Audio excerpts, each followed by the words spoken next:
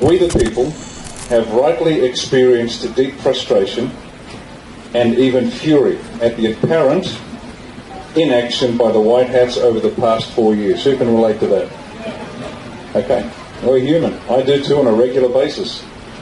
I have a spit in the corner and then I dust myself up and get back to work.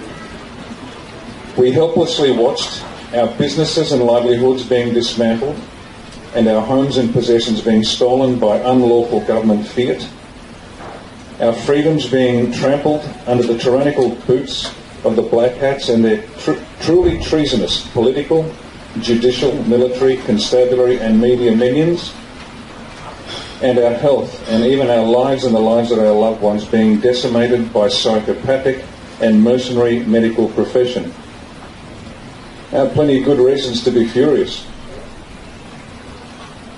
But now, having examined just some of the facets of this matter, and as a result of the analysis, it has been revealed, and we have seen that perhaps for the first time, the manner in which this war for the world was fought was not only the best way it could be fought, but also, in reality, the only way we could have won. The cost to us in lives and treasure was far greater than any of us would have wanted to pay. But we must remember that the alternative was the unthinkable, the complete destruction of the human race. We the people should be grateful we survived. And we only did so due to the sacrifices of life and limb of the White Hats, and also of the uncounted and uncountable men and women who comprise the digital army, who worked tirelessly and bravely to defeat our collective enemy. This was indeed their greatest hour. We, the world as well as the US, owe the Commander-in-Chief, Donald J. Trump, and the White Hats a debt we will never be able to repay, but one we will always remember. But the longest campaign of World War II was the Battle for the Atlantic, and it spanned the full length of the war, 1939 to 1945. And that was important because the Atlantic was the trade route between the US and the UK where food and military supplies made their way from the US to the UK. Now, initially, the Germans put up a counter-blockade around England. The British had tried at first with the Germans to block them within their ports. The Germans repaid them in kind and blockaded the UK. And the wolf packs of the U-boats that patrolled the Atlantic were sinking millions of tons of merchant shipping. England was going to starve. Now, after that, the Brits tried a convoy system, packing their ships closely together and protected by naval vessels. And then when in range, the Royal Air Force could provide some protection as well. And that slowed the decimation of the Atlantic merchant marines sailing across England. But the Germans had another card up their sleeve. The Tirpitz. The Tirpitz was a battleship. It was the fastest, most heavily defended and most ferociously armed ship of World War II. If it got amongst the convoys, the war was done. England would starve. And so the British High Command had the responsibility, how do we stop the Tirpitz? And you can imagine the Air Force would have said, well, we'll bomb it out of the water, Prime Minister. And the Navy said, we'll do the same. But they couldn't, because they had nothing to match it. Now, I want you to think, how could you possibly stop this vessel? You are now on Churchill's war cabinet. What ideas would you be putting up to the Prime Minister? How do we stop the fastest, most heavily defended, 1-inch armour plate? This is what the White Hats were facing. What is going to win this war? In our parlance, in military planning, it's called the centre of gravity. And you've got to understand this, the centre of gravity. What's the one thing that if we neutralise or destroy will remove the problem of the Tirpitz? And they wondered and they looked and they wondered and they looked. Now, the Tirpitz, somebody clever came up with the idea. The Tirpitz had one strategic disadvantage. It was such a big ship, there were few dry docks that could accommodate it for repairs if it was damaged in the Atlantic. Now, the German dry docks were out of contention because if the Tirpitz was damaged, it would have to traverse the English Channel, where without a doubt the Royal Air Force and the Royal Navy would have destroyed it. So it needed a dry dock on the Atlantic coast of France, and there's only one that could accommodate it. That was the Normandy dry dock at Saint-Nazaire. They decided that that dock, if they could destroy that dock, then the Tirpitz would not be able to sail into the Atlantic because it could never get repaired. So what happened? A joint operation by the Royal Navy and the commandos attacked the dry dock. Now think about that. To stop this magnificent vessel, the most powerful vessel of World War II, they were going to destroy a dry dock. Can you see how the answer isn't always obvious? You've got to think hard to get the right answer. So what was the result? Mission accomplished. The Navy and the commandos destroyed the gate at the Normandy dry dock at Saint-Nazaire, and it didn't open again until 1948.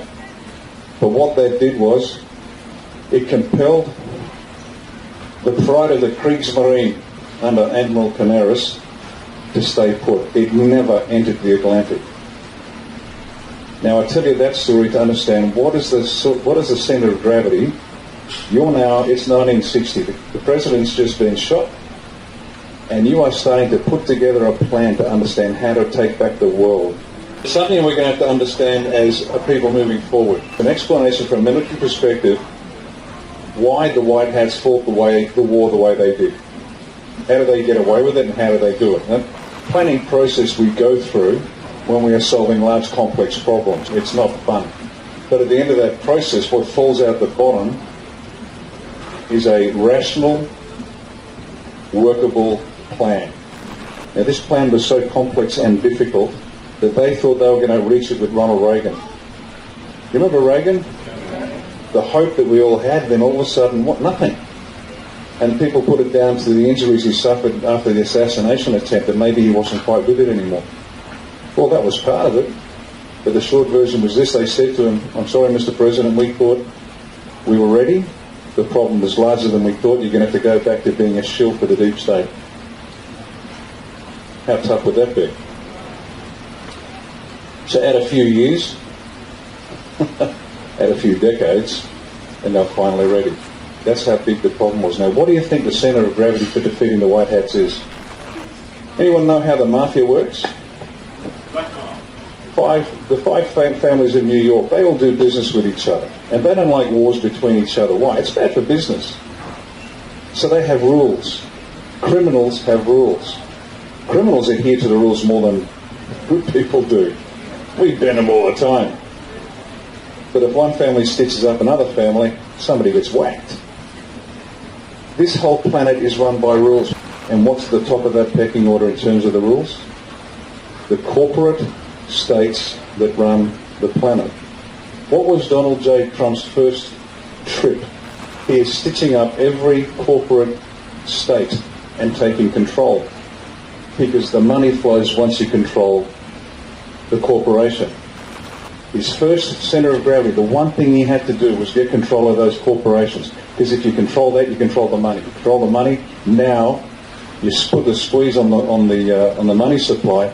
The Black Hats do not work for nothing. They have to get paid. So that's how high it goes. Control the corporations, control the money supply, and then it starts to flow down. But the centre of gravity will change as the operation advances. Once that's done, you've got a new centre of gravity and a new centre of gravity. Now, this is going to be hurtful for some. But the will of the people, where does that come on the list? When you think about the physical mechanics of it, where do they come? Stone, motherless, last. Now I know that's hard to hear. This is the brutal mathematics of war.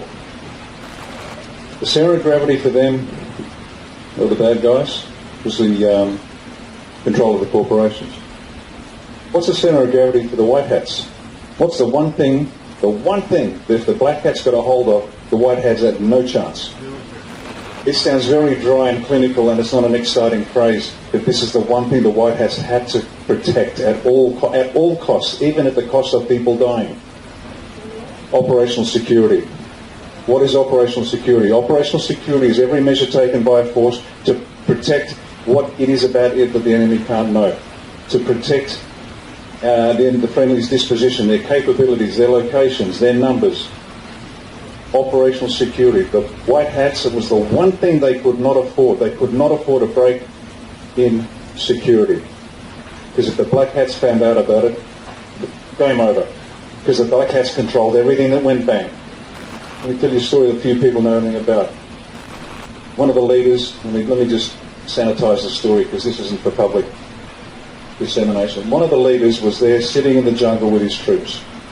They heard the Indonesians in their home village killing their women and children. And they heard them screaming. The Indonesians went in on purpose, intentionally, to attack the women and children so the men had come out. They had to stay where they were. Had they gone back, they'd have been wiped out. Now how's that for a tough choice? This is the brutal mathematics of war, ladies and gentlemen. This has been a war from the start. Now, the White Hats had to watch all of these depraved acts continue because they had to control security. But having said that, they had to give the people something, some hope. Does that make sense? Because what would have happened to the people if they had no hope? Just given up. Most people would have just given up. So what did they do? They had to leak information that they couldn't afford to leak out, but do it in such a way that the adversaries would laugh. It was a laughing stock. They would laugh at anybody. It was so nonsensical. It was so ridiculous. Meaningless things. You're loons. And yet it was enough for a handful of people to get a hold of it and think, hang on a second.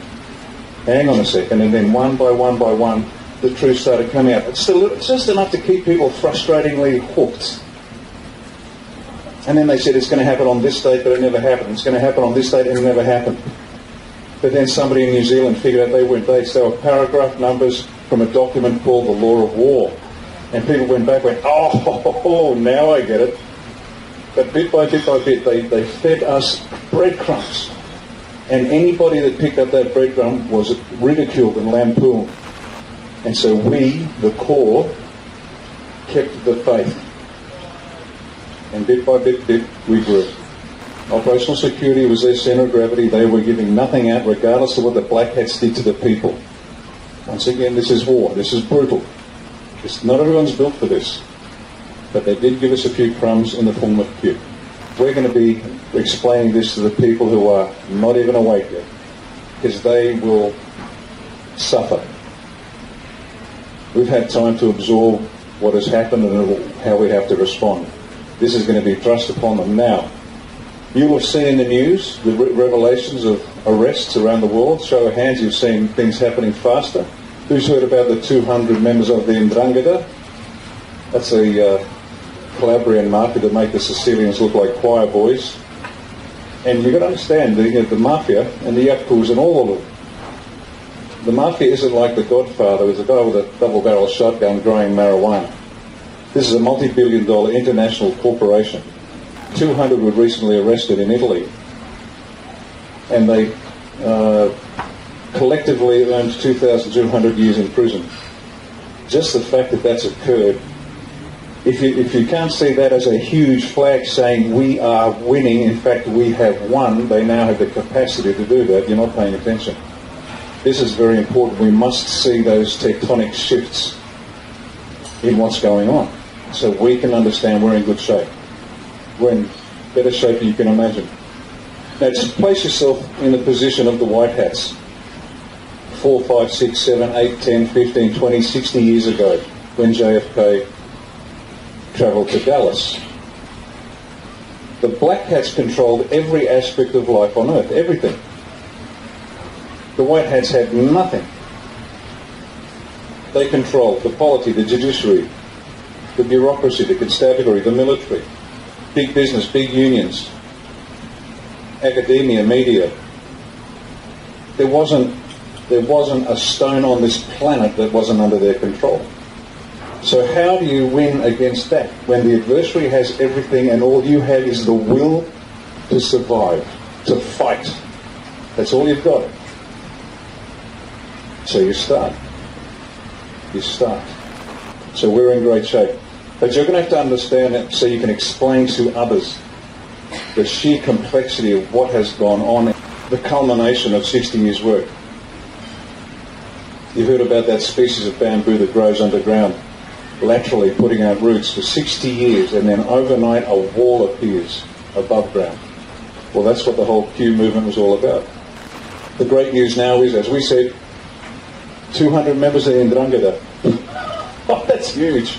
Because the Ndrangheta own everybody. The politicians, the lawyers, the judges, the police. And they've gone down. FBI recently announced Pizzagate's real. Who remembers being made fun of when you mentioned Pizzagate? FBI have come out and said it's real.